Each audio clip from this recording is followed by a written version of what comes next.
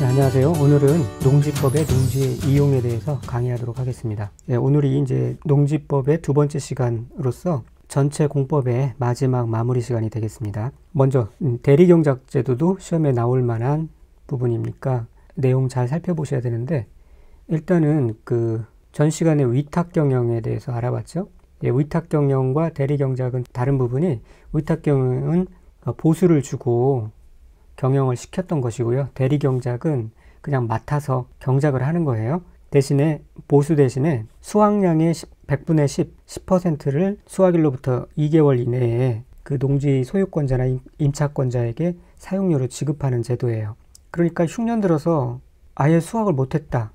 그러면 줄 필요가 없는 거죠. 그리고 풍년이 들어도 어쨌든 10분의 1만 지급하면 되는 거예요. 그러니까 꽤 합리적인 제도라고 할 수 있죠. 그런데 이 지정이 좀 특이합니다. 일단은 유휴농지에 대해서 대리경작 제도를 운영을 하는데, 이 유휴농지의 소유자가 대리경작을 신청하거나 그런 게 아니라 두 가지 경우가 있는데, 시장, 군수, 구청장이 어떤 유휴농지에 대해서 그 농지의 소유권자나 임차권자를 대신해서 농작물을 경작할 자를 직권으로 지정을 하는 경우가 있고요. 또 하나는 유휴농지에 대해서 경작하려는 자가 신청을 해서 그 사람의 신청을 받아서 대리경작자를 지정할 수가 있습니다. 그리고 또 그 유휴농지라는 것은 이런 거죠. 농작물 경작이나 다년생 식물 재배에 이용되지 아니하는 농지, 그런 농지로서 지력의 증진이나 토양의 개량 보존을 위하여 필요한 기간 동안 휴경하는 농지를 말합니다.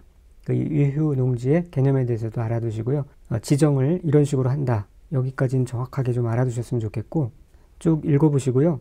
지정 절차에서 보면 지정을 먼저 시장군수구청장이 예고를 해야 돼요. 그러니까 그 소유권자 또는 임차권자에게 예고를 해야 되고요. 예고를 받은 그 소유권자나 임차권자가 이의 신청을 할 수도 있어요. 아니, 내가 경작을 할 것인데 왜 대리 경작을 하게 시키냐라고 이의 신청을 할 수가 있는 겁니다. 그래서 그 이의 신청은 지정 예고를 받은 날부터 10일 이내에 시장군수구청장에게 할 수 있고요. 또 그렇게 이의 신청을 받은 시장군수구청장은 7일 이내에 그 심사 결과를 신청인에게 알려줘야 됩니다. 그리고 대리 경작 기간은 따로 정하지 아니하면 3년으로 한다. 그러니까 3년으로 한다라고 하면 틀리고요. 반드시 따로 정하지 아니하면이라는 단서가 붙어야 되죠. 그리고 대리 경작자가 경작을 게을리하는 경우에는 대리 경작자 지정을 해지할 수도 있고요. 아까 말씀드린 대로 수확량의 100분의 10을 수확일로부터 2개월 이내에 그 농지의 소유자나 임차권자에게 토지 사용료로 지급을 해야 합니다. 농지의 임대차, 사용대차, 이 부분도 간단하게 살펴보도록 하겠습니다. 농지는 원칙적으로 경자유전의 원칙에 의해서 농사를 직접 짓는 사람만 농지를 취득할 수가 있죠. 그러니까 원칙적으로는 농지를 임대하거나 무상 사용하게 할 수 없는 것인데, 이제 예외적으로 농지를 임대하거나 무상 사용하게 할 수 있는 경우가 있다는 건데요. 이 내용들은 이렇게 보시면은 다 이해할 수 있는 내용들입니다. 그래서 외울 것은 아니고요. 다 반복되고 있는 내용이죠. 특징적인 거는 안 나왔던 내용은 이런 거. 60세 이상인 사람으로서 자기의 농업 경영에 이용한 기간이 5년이 넘은 농지를 임대하거나 무상 사용하는 경우, 연세가 많으신 분들에게는 다른 사람 통해서 대신 대리경작 임대차나 무상 사용하게 할 수 있다라는 얘기입니다. 그래서 이제 젊은이들이 농촌에 내려가서 이런 식으로 농지를 임대차해서 또는 사용대차를 통해서 농업을 하고 그리고 수익을 나누는 그런 형태들이 충분히 가능하겠죠. 농지 임대차는 서명 계약을 원칙으로 하고요. 특징적인 것은 임대차 계약은 등기가 없는 경우에도 임차인이 농지 소재지를 관할하는 시구 읍면의 장의 확인을 받고 해당 농지를 인도받은 경우에는 그 다음 날부터 제3자에게 대하여 효력이 생깁니다. 이 두 가지는 꼭 알아두셨으면 하고요. 나머지는 한번 읽어보시면 되겠습니다. 그 다음에 이제 농지의 보전에 대해서 알아보도록 하겠습니다. 여기에서도 이제 농업진흥지역의 지정과 바로 나오는 농지의 전용, 이 두 가지가 이제 시험의 포인트가 되겠고요. 농업진흥지역의 지정권자는 시도지사라는 점, 중요한 부분입니다. 농지를 효율적으로 이용하고 보존하기 위하여 농업진흥지역을 시도지사가 지정합니다. 그리고 농업진흥지역은 농업진흥지역과 농업보호구역 두 가지로 나누는데요. 농업진흥지역은 말 그대로 농업을 진짜 진흥시키기 위해서 지정한 구역을 말해요. 그래서 농업용으로 이용 또는 이용할 토지가 집단화되어 있는 지역이다. 여기서는 이제 그러니까 농업만 해야 되는 거예요. 키워드 집단화 알아두시고, 농업보호구역은 농업진흥구역의 용수원 확보, 수질 보존 등 농업 환경을 보호하기 위해서 필요한 지역으로서 농업진흥지역을 백업하는 그런 역할을 하죠. 그래서 여기 키워드는 이제 보호예요. 농업보호구역이니까 보호고, 농업진흥구역 같은 지긋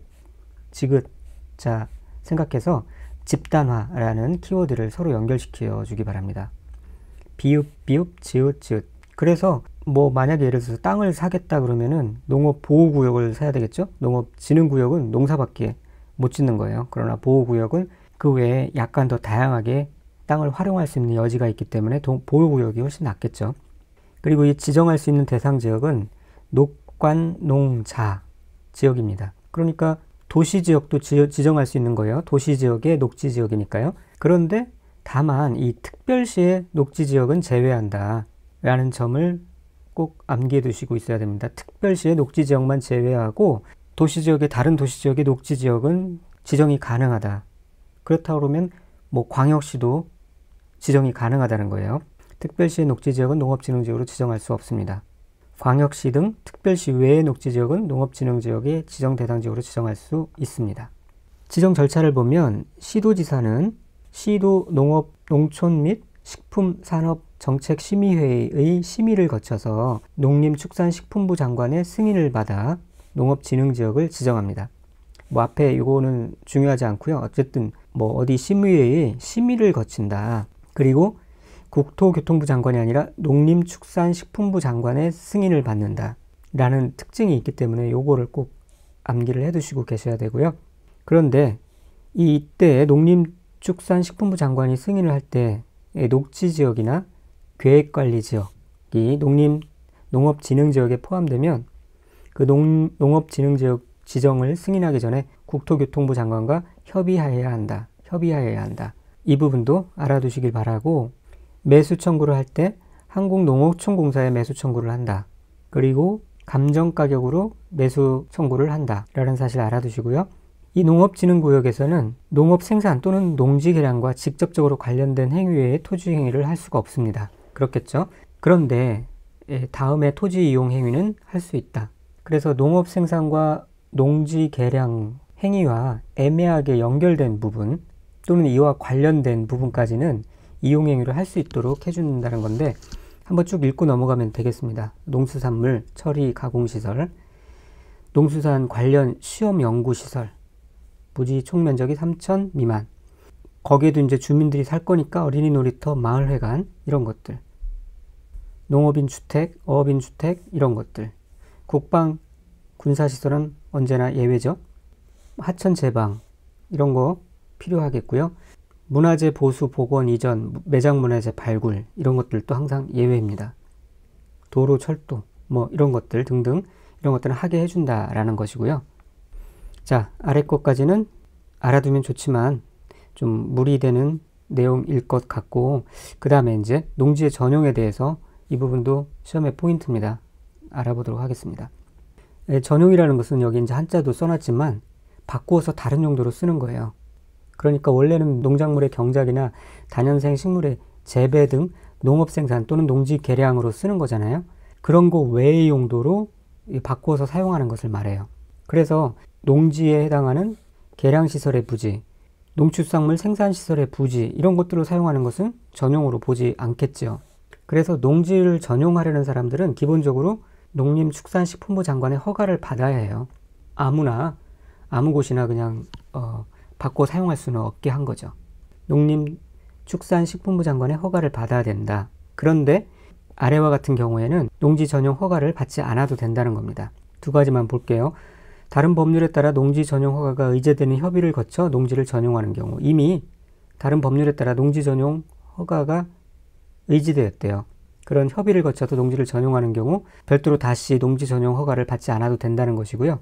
원래 산지인데 산지 전용 허가를 받지 아니하고 이 불법으로 농지로 개간해 가지고 쓰고 있다가 다시 산림으로 복구하는 경우는 원래 불법으로 사용하던 농지였기 때문에 다시 뭐 회복하는 거니까, 다시 원래대로 돌아가는 거니까 농지 전용 허가를 받지 않아도 됩니다.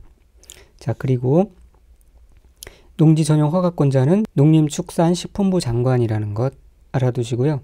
농지 전용 허가가 아니라 농지 전용 신고를 받는 대상이 되는 것은 다음과 같습니다. 역시 또 시장군수구청장에게 신고를 해야 돼요. 그러니까 허가보다 좀 간소화해 준다는 거죠.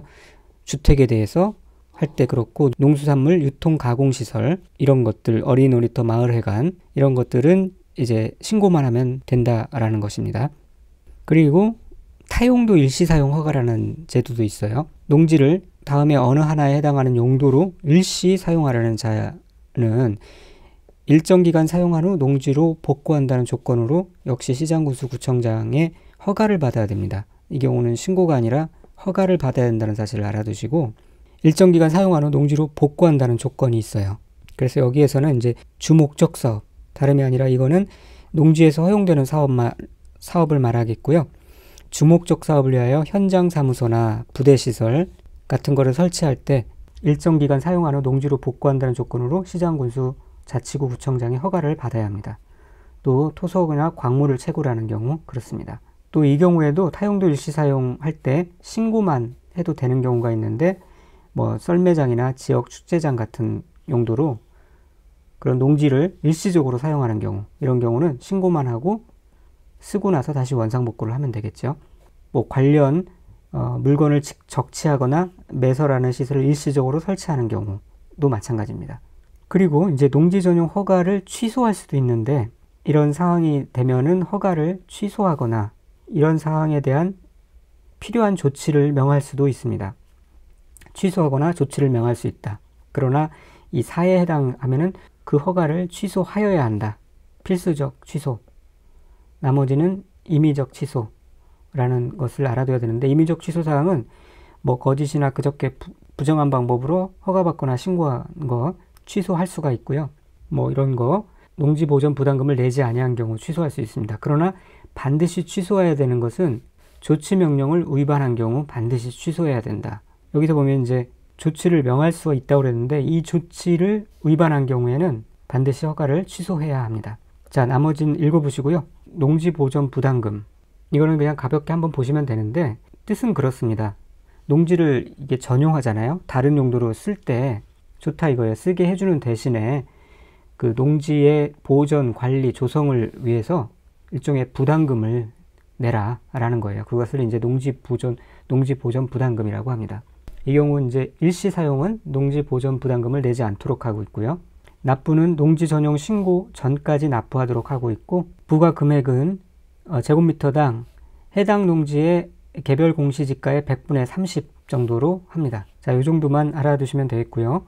농지 대장도 시험에 자주 나오는 부분은 아닌데, 이 정도만. 시구 읍면의 장이 농지 대상을 작성하여 갖추어 두어야 하고요. 모든 농지에 대해서 필지별로 작성합니다. 그리고 농지의 임대차 계약과 사용대차 계약이 체결, 변경, 해제되는 경우 60일 이내에 시구 읍면의 장에게 농지 대장 변경을 신청해야 합니다. 농지 대장의 열람은 해당 시구 읍면의 사무소 안에서 관계 공무원의 참여하에 해야 합니다. 자, 이 정도 알아두시고요. 보칙 및 별칙도 한번 읽어보시면 되겠습니다. 자, 이상으로 이제 농지법도 완료하고 이로써 이제 공법 전체를 다 마무리를 하겠습니다. 그리고 이후에는 개정된 사항 및 중요 부분에 대한 보강을 준비하여서 강의를 해드리도록 할게요. 자, 마지막으로 이 명언을 한번 읽고 마치도록 하겠습니다. 세상이 날 외면했다고 여겨질 때 나는 석공을 찾아갑니다. 석공이 100번 망치를 내려치지만 돌에는 균열조차 가지 않습니다. 101번 내려치자 돌이 둘로 갈라집니다. 나는 그 마지막 타격으로 돌이 갈라진 게 아님을 알고 있습니다. 그건 그 전에 계속 내리친 일들의 결과입니다.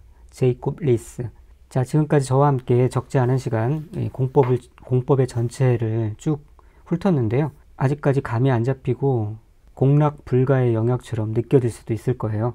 뭐 2번 반복했다고 해서 모든 내용이 눈에 확 들어오고 원하는 점수가 또 나오리란 법도 없습니다. 3번, 4번까지 그럴 수 있어요. 자, 이 교재를 강의를 뭐 한 번 더 들으실 수도 있겠지만 그보다 더 중요한 것은 혼자 정독하는 겁니다. 강의에 의존하는 것은 끝까지 강의에 의존하는 것은 아주 안 좋은 방법이에요. 내용에 대한 대략적인 이해가 되었으면 이제부터는 혼자 힘으로 내용을 습득하고 이해하고 암기할 부분을 암기해야 되고요. 그와 함께 동시에 기출문제들을 통해서 어떤 식의 문제가 나오고 또 앞으로 어떤 경향의 문제가 나올 것인지를 파악하면서 방향성에 맞게 반복 학습을 하시는 것이 굉장히 중요합니다. 또 최후 이제 마지막에 가서는 실전 감각을 익히기 위해서 모의고사들을 몇 회 정도는 풀어봐야겠죠. 그것이 가장 효과적인 방법입니다. 절대 여러 학원들의 교수들의 강의만 맹종하면서 많은 시간을 허비하지 않길 바랍니다. 자, 감사합니다. 그동안 수고 많으셨습니다. 여러분의 힘찬 비상을 응원합니다.